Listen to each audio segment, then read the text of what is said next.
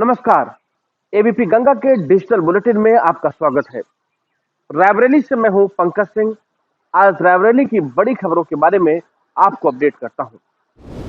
आज की सबसे बड़ी खबर है कि भाजपा की सरकार में भाजपा विधायक द्वारा धरने पर बैठना। बता दें कि सलोन के विधायक अशोक कोरी प्रशासन और पुलिस के खिलाफ धरने पर बैठ गए। धरने पर बैठने के बाद हंगामा हो गया, हड़कंप मच गया और पुलिस अधिकारी और प्रशासनिक अधिकारी वहां पहुंच गए। मामला आपको बता दें कि एक भाजपा नेता की जमीन पर कुछ लोग अवैध कब्जा कर रहे थे। इस बात को लेकर अशोक कोरी ने एसडीएम सलोन और पुलिस से शिकायत किया था, लेकिन उनकी सुनवाई नहीं हुई। जब सुनवाई नहीं हुई और अशोक कोरी परेशान हो गए, तब वो अपने कार्यकर्ताओं के साथ धरने पर बैठ गए। धरने पर बैठने के बाद उनके साथ जो कार्यकर्ता थे वो भी जिंदाबाद और मुर्दाबाद के नारे लगाना शुरू कर दिए। सूचना पर एसडीएम सलोन आशाराम वर्मा और अमित सिंह सीओ सलोन दोनों पहुंचे और समझाने बुझाने के बाद और कार्रवाई का तत्काल आश्वासन लेने के बाद फिर अशोक कोरी जो विधायक है सलोन के, वो उठे।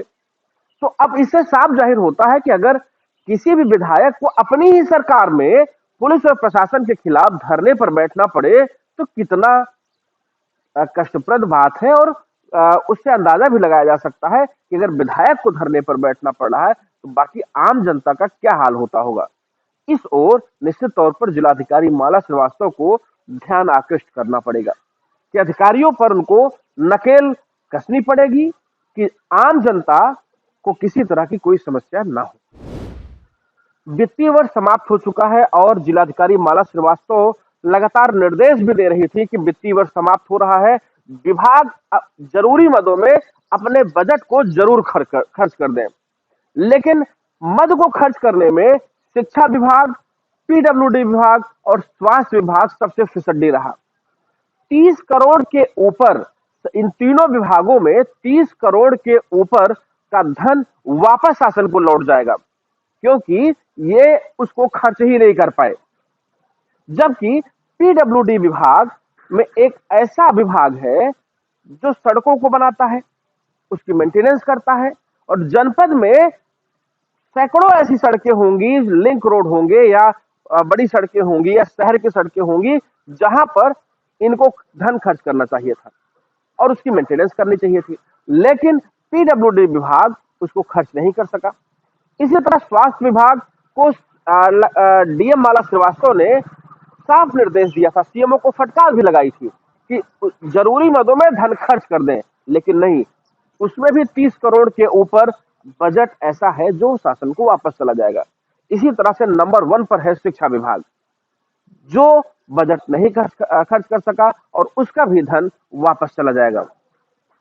अगले एपिसोड में आपको मैं पूरे अमाउंट के साथ में कि किस विभाग ने कितना बजट खर्च किया और किसका कितना वापस चला गया, मैं पूरे एपिसोड के और डिटेल के साथ में आपको बताऊंगा, जिससे आपको इस बात की जानकारी होगी कि कितना बजट आता है और कितना बजट अधिकारियों की उदासीनता की वजह से वापस चला जाता है, जनता के बीच नहीं लग पाता।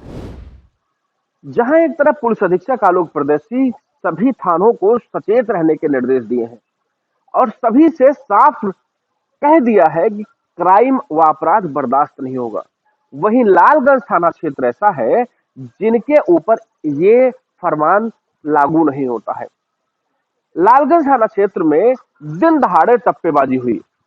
एक महिला बाजार से सामान लेने गई और वो बाजार में थी, वहीं टप्पेबाज उसके सोने के आभूषण और पैसे नकदी लेकर फरार हो गए। लेकिन थानेदार पर इसका कोई विशेष असर नहीं होता है। क्यों? क्योंकि उनको ये लगता है कि शायद जो ये गिरोह है, जो ये काम है, फरमान है, वो फरमान ऐसे ही दिया जाता है जैसे एक ओरल या कॉमन बुक देता है। तो इस तरह टप्पेबाजी का खेल और अन्य अपराध लगातार चल रहे हैं, जिस पर थानेदार जो शिवशंकर सिंह है, जो लालगंज के थानेदार है, उस पर अंकुश लगाने में कामयाब नहीं हो रहे हैं। इस ओर भी पुलिस अधीक्षक को ध्यान देना होगा। ऐसे थानेदार जो उनके फरमान को नाफरमानी मानकर और अपराध पर काबू नहीं पा रहे हैं, उन पर नियंत्रण करना होगा। जनपद के लगभग सभी थानों में चोरी को अंजाम देने वाले चोरों के गिरोह का पुलिस ने भंडाफोड़ किया है। आपको बता दें कि अंतर जनपदीय गिरोह का यशोजी और मिलेरिया पुलिस ने भंडाफोड़ किया है। ये जो चोर थे वो सीतापुर से यहाँ आकर और विभिन्न थाना क्षेत्रों में वो जाकर चोरी को अंजाम देते थे। पुलिस उन चोरों, लोकल चोरों या अन्य लोगों के बारे में तलाशी करना शुरू कर देती थी, लेकिन ये हाथ में नहीं आते थे। आपको बता दें कि जब एसओजी टीम लगी और चोरी की घटनाएं बढ़ना शुरू हो गई, तो पुलिस अधीक्षक आलोक प्रियदर्शी ने मिलेरिया थाना प्रभारी संजय सिंह और एसओजी टीम को पूरा लगाया। उन्होंने लगाने के बाद उन्होंने जब जो चोरों का गिरोह है उसकी मुखबिरी हुई, और मुखबिरी के बाद जब बात एकदम पुख्ता हो गई तो 7 चोरों को पुलिस ने गिरफ्तार किया। उनके पास से सोने चांदी के आभूषण, नकदी, अवैध पिस्तौल और एक गाड़ी भी बरामद हुई है।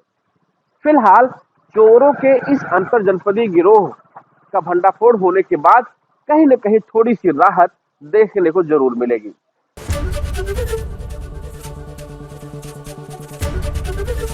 एबीपी गंगा, खबर आपकी, जुबान आपकी।